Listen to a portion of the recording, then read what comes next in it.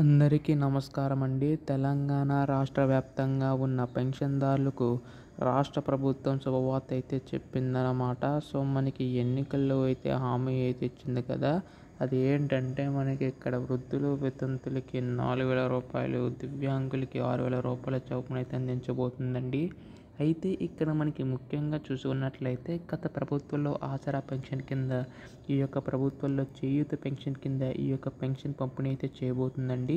అయితే దీనికి సంబంధించి గాను ఏంటంటే ఈ నిధులు ఎప్పుడు విడుదల చేస్తుంది అన్న దానిపై చాలామందికి సందేశం అయితే ఉందన్నమాట. సో ఈ ఎన్నికల్లో అయితే హామీ అయితే ఇచ్చారు కదా, అసలు నిధులు ఎప్పుడు విడుదల చేస్తారు అని చాలామంది అడుగుతున్నారు. ఈ వీడియోలో మొత్తంగా తెలుసుకుందామండి. ఈ వీడియోనైతే ఎక్కడా కూడా ఆపకుండా చివరి వరకు అయితే చూడండి. కొత్తగా ఎవరైనా మన ఛానల్ని చూసినట్లయితే దయచేసి వెంటనే ఛానల్ని అయితే సబ్స్క్రైబ్ చేసుకోండి. చాలామంది వీడియోని చూస్తున్నారు కానీ సబ్స్క్రైబ్ చేసుకోవడం లేదు. మీరు కనుక సబ్స్క్రైబ్ చేసుకుంటే ఇటువంటి లేటెస్ట్ అప్డేట్స్ అన్నీ కూడా మీకు ముందుగా తెలియజేస్తానండి.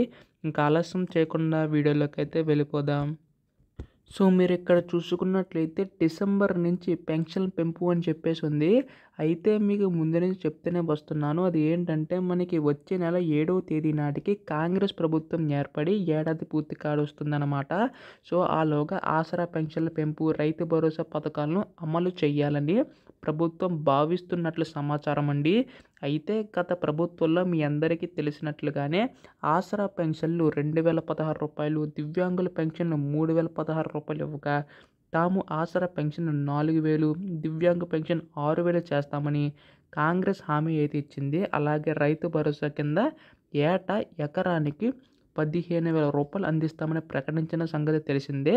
అయితే దీన్ని బట్టి చూసుకుంటే మనకి ఈ యొక్క ఆసరా పెన్షన్ పెంచి ఇవ్వడం అయితే జరుగుతుందన్నమాట. అయితే ఇప్పటికే చాలా ఆలస్యమైంది ఈ యొక్క పెన్షన్ పెంపు సంబంధించి. దీనిపై కూడా ప్రభుత్వం అయితే కసరత్తు అయితే చేస్తుందండి. సో డిసెంబర్ నుంచి ఈ యొక్క పెన్షన్ పెంపు చేయాలని చెప్పి రాష్ట్ర ప్రభుత్వం ఆలోచిస్తున్నట్లు తెలుస్తుంది. ఈ యొక్క పథకమే కాదు, ఎన్నికల్లో రైతు భరోసా పథకం కూడా అందించారు కదా.